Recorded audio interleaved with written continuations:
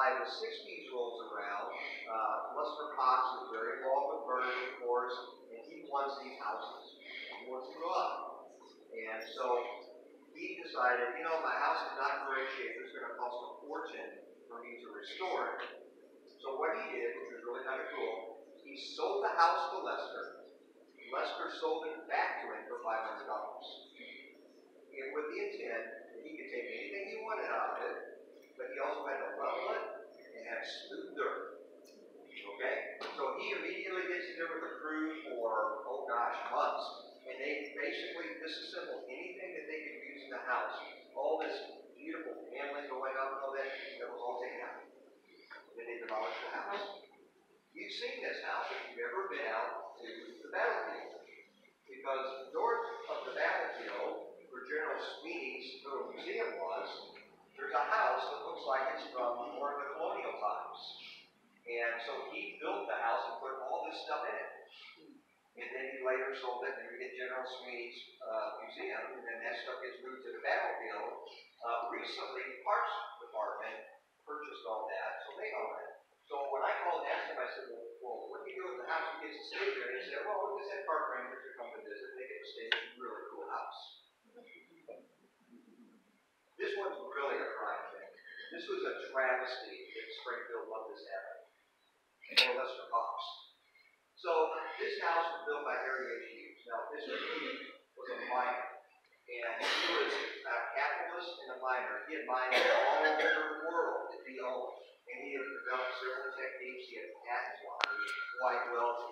He actually built this massive house that was on Benton Street, which I'll talk about in another talk, where he was actually going to split into and move. And then he moved over here and built this.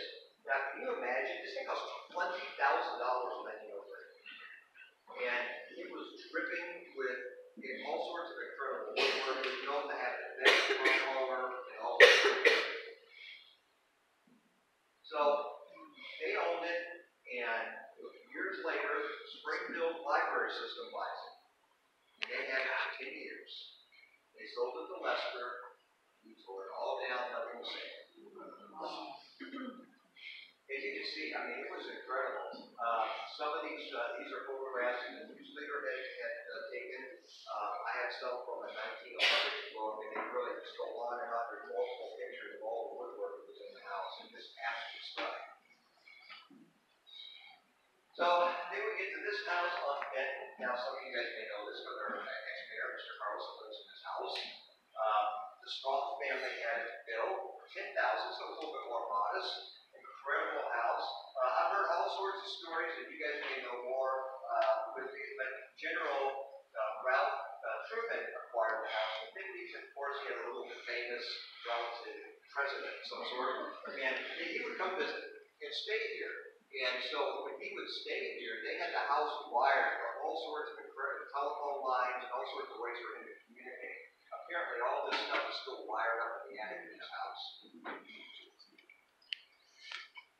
This is another sad thing. So this house, the Bentley House, was built for Juliet Bentley, okay, the president of the Bank of Springfield, among other things. There's a long list of things this guy was connected with.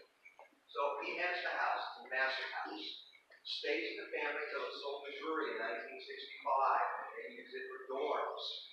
And then they end up giving it to the city for the first museum, kind of the beginning of the Springfield History Museum.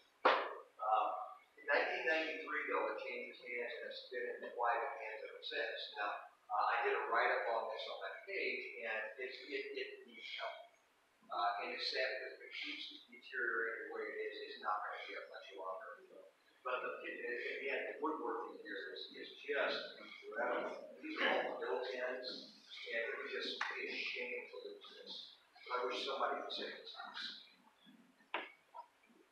So, we can live in these neighborhoods, and it will get around. Get north-south, and get down. So, of course, we have the streetcar line. Woodland Heights has their own streetcar line. But eventually, all the 5 streetcar lines were merged together and became the Springfield Traction Company, which were owned by Springfield Gas and Electric, which is one of the reasons why CB owns the buses today. And this picture,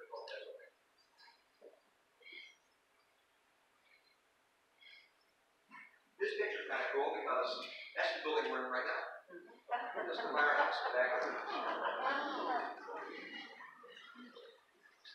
So, if you guys have never seen this before, this is a streetcar light map.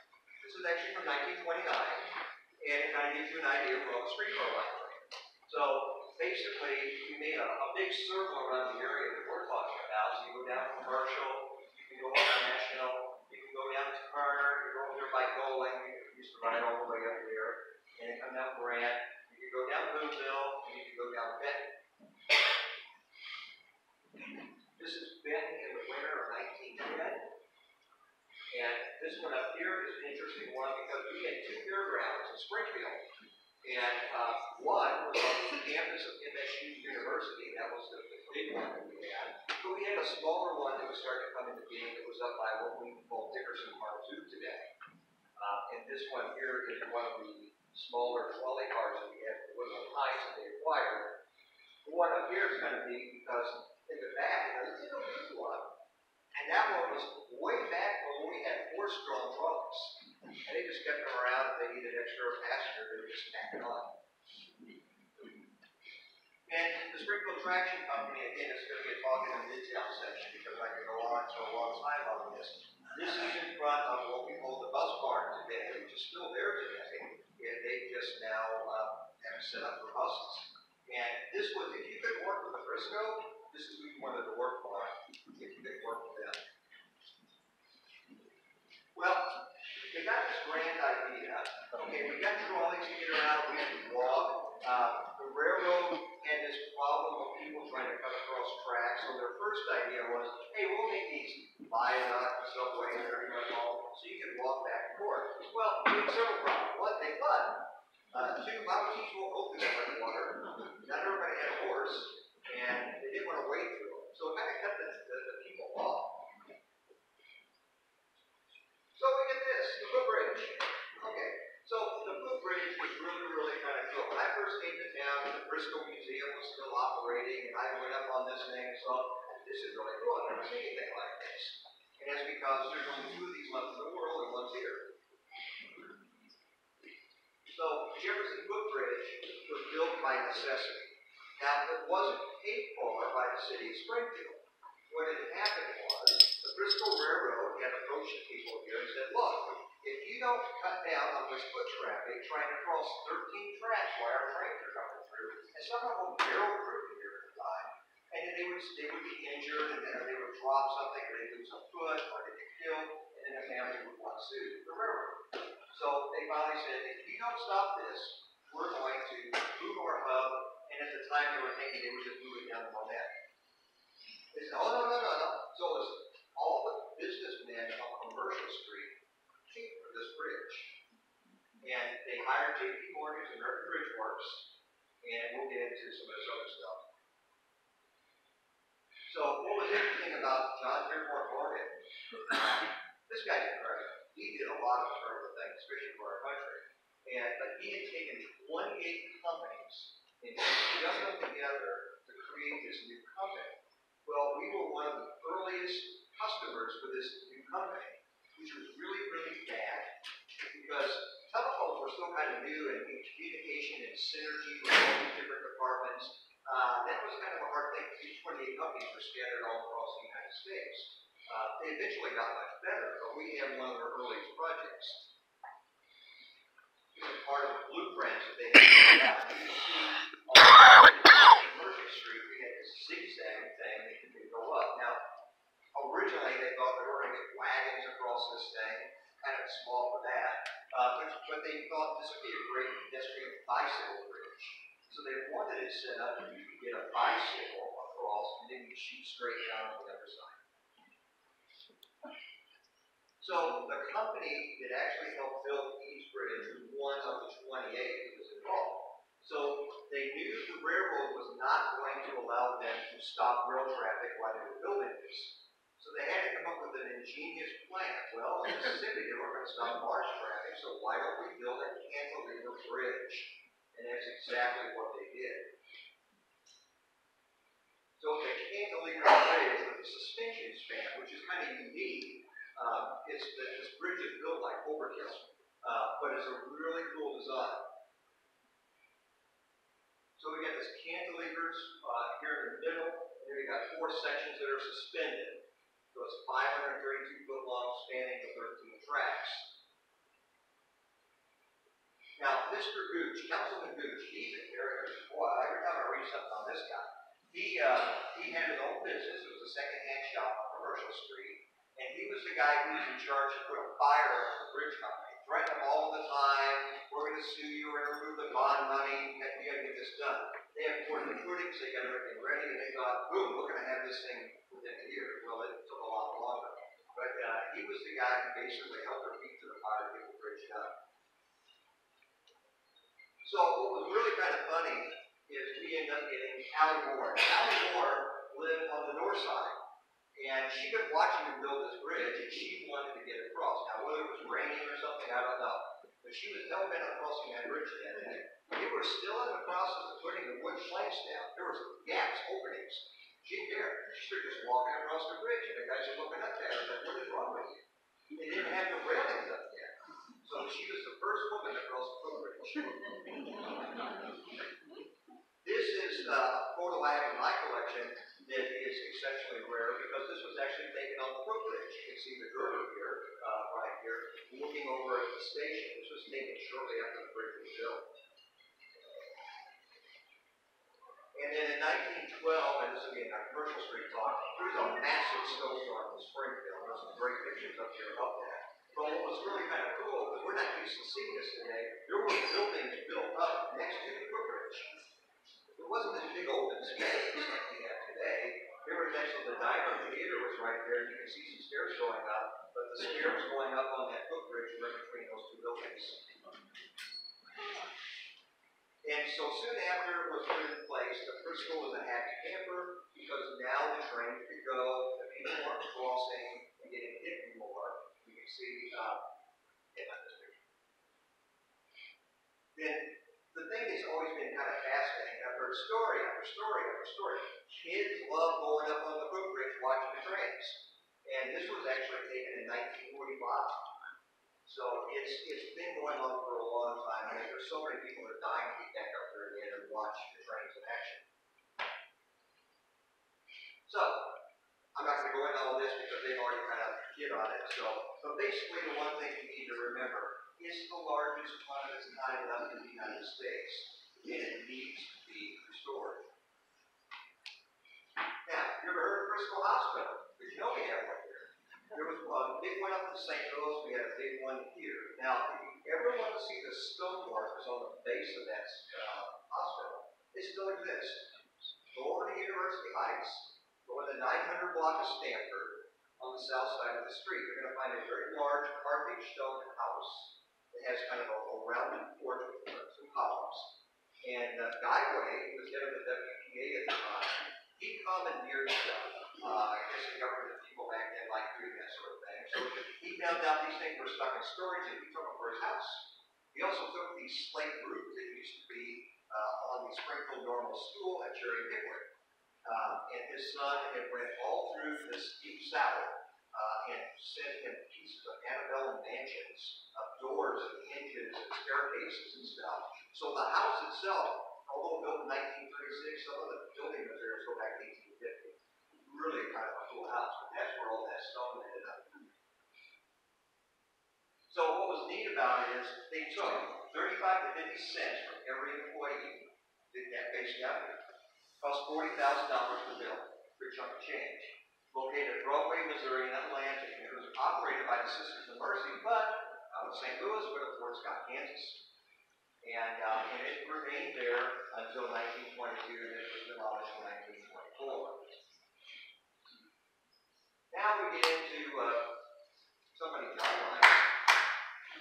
If you don't know, he has an incredible book on John T. Woodruff that you can get at the History Museum, and he does a great talk on it, so I highly encourage. But John T. Woodruff, among his many things, was instrumental in making Springfield the Frisco, basically headquarters. Because once the merger acquired, and we had the X, and there was another thing, John hated St. Louis. And since he was down here, he was the head attorney for the Frisco for the state of Missouri. So he convinced the boys up in St. Louis, it's like, hey, we got this crisscross right smack in the middle down here in Springfield, and we need a world-class shop and yard to go along with our brewery. So they agreed. So they started constructing what we call now the West Shops.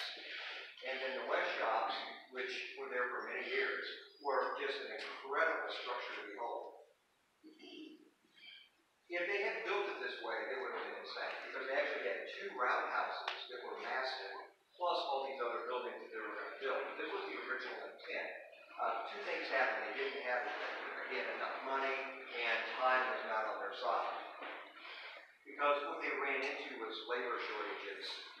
But what was really cool at the time, people of Springfield so loved this, because this was the biggest building project they'd ever seen, that the Frisco would actually charter trains from the station in Mill and Maine on Saturdays and Sundays just to take people out here and let them wander around the construction site and see what they were building.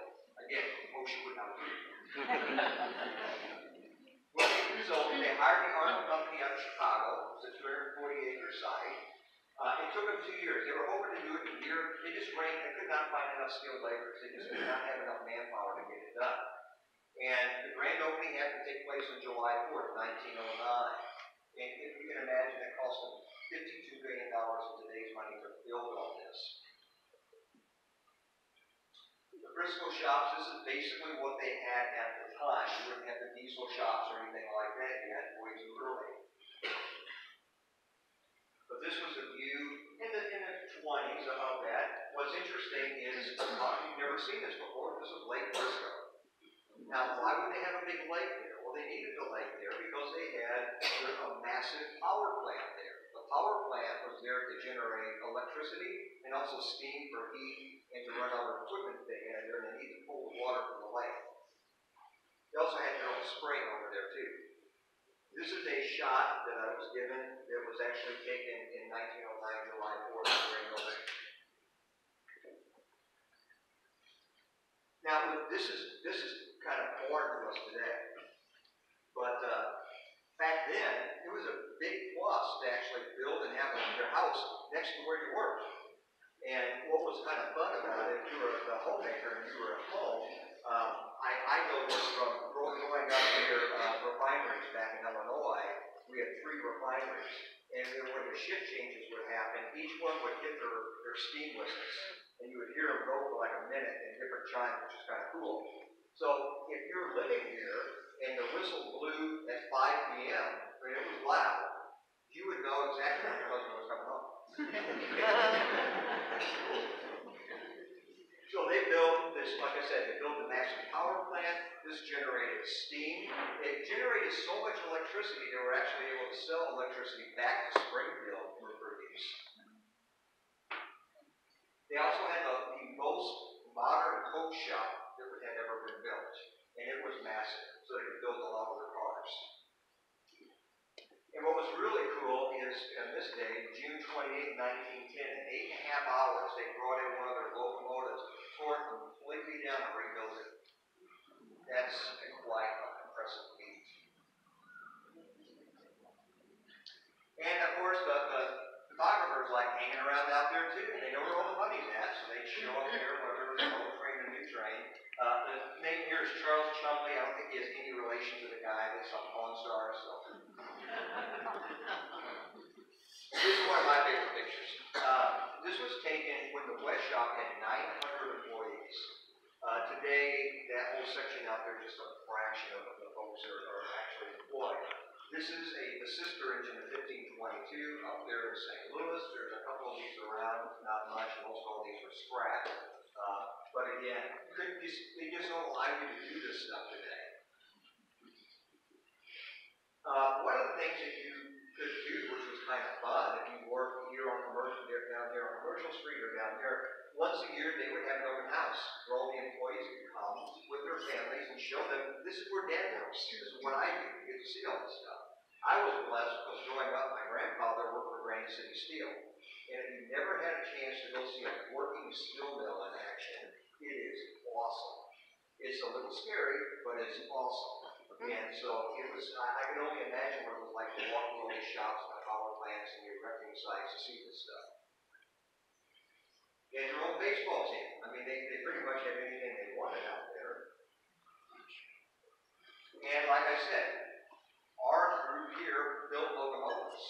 And so this was some of the earlier ones they built. This was built in 1936 at the West Shops, and they built several of them out there.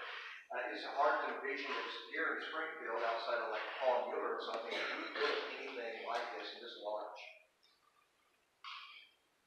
But one thing that started to happen in the 30s, and especially the 40s, but more so in the 30s, these little things like this thing over here, the automobile, people started buying them and wanting to use them. And so people were trying to figure out, well, how are we going to get our train traffic back, especially when airplanes and that started coming along. So they started streamlining around the country and doing things. This is a minor streamline that they did on this one. And these were all done in the West Shops over here. This is probably the most famous one. It's called the Firefly. Now, it was just a Pacific locomotive they opened. They brought it into the shop, and they shrouded it with all this metal. And it was kind of a navy cobalt blue with cream and gold cars. It was just beautiful. But it ran mainly from Kansas City and Oklahoma and that. And it was fast. It was a nice locomotive. The streamlining really didn't do anything. The whole thing was to intrigue people to use steam locomotive travel. This is another one that Lyndall's Mahler had shot video-wise.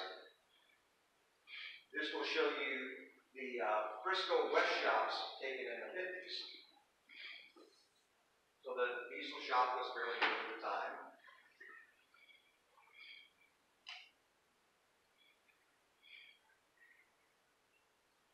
Have you guys ever worked in a diesel shop?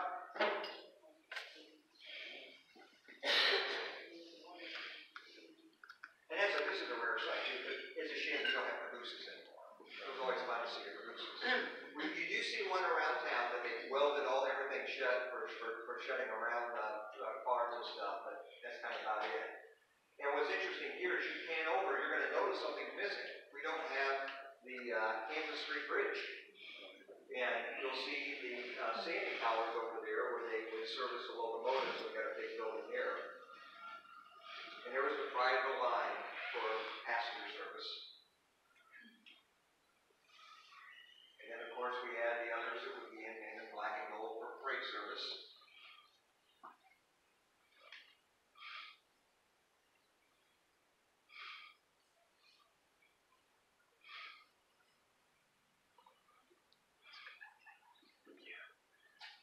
Then this happened.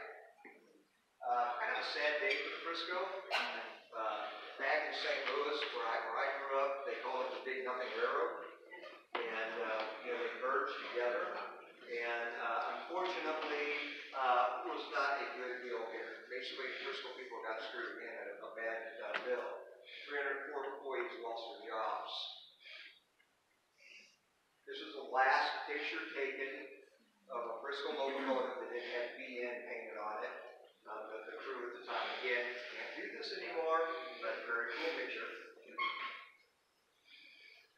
And unfortunately, Burlington Northern and now Burlington Northern Santa Fe kept moving and shutting down facilities and moving people around the country.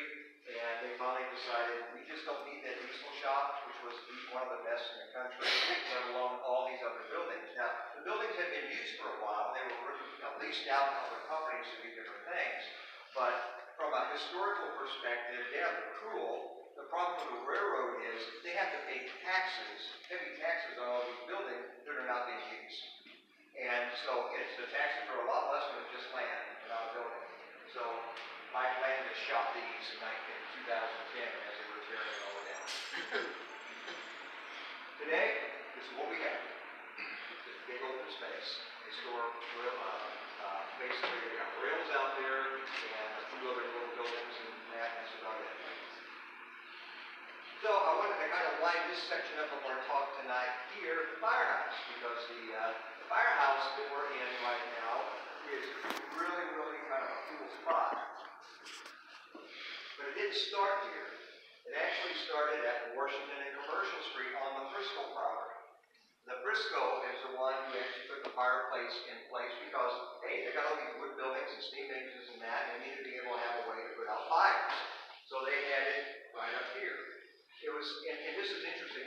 research, they said it was actually called the Horse House School.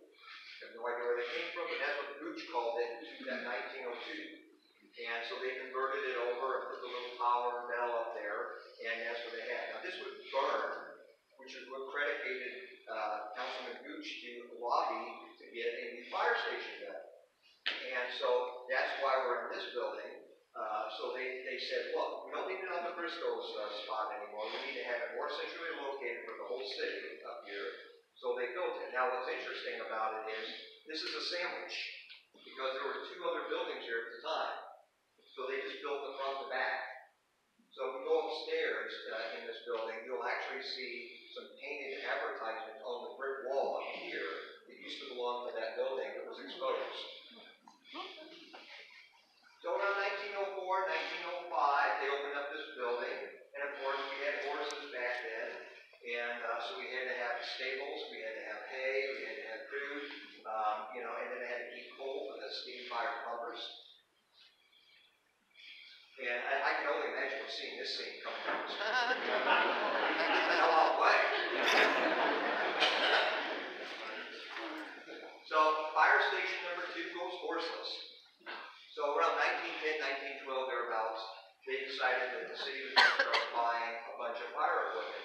It's interesting because in 1913, they bought the most they ever going to have, and they took this incredible picture of them all on the square.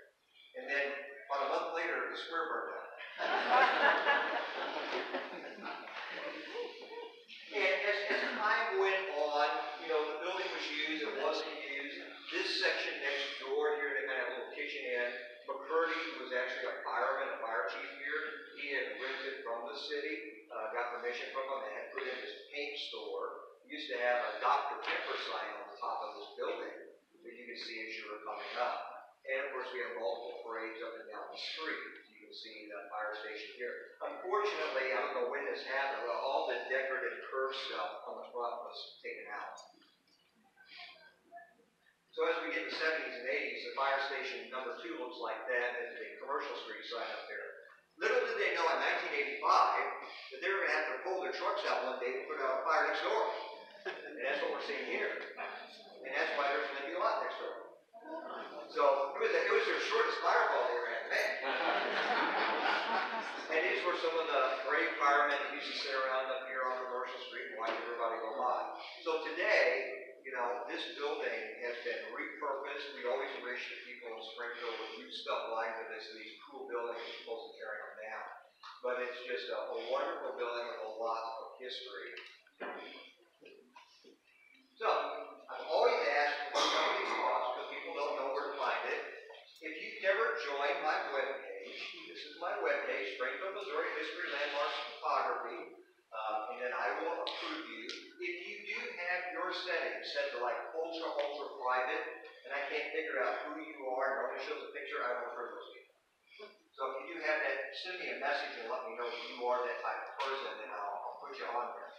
I get bombarded with people from Asia and Middle East trying to join all the time, and they're just trying to spam the site and put up bad stuff. So I'll get your proof. And if you send me requests, I get requests all the time. You got to remember, I get like 5 or 10 requests a day. So if I don't respond right away, just understand. And I forget, I'm just getting bombarded, so I don't mind if you resend it to me. My next talk, not here, but on another topic. If you guys want to learn anything about Pickwick Place and the country club and Meadowmere area and that whole area, I'll be doing that at Trinity Lutheran Church Tuesday, November the 27th at the same time, same bad channel, same bad time.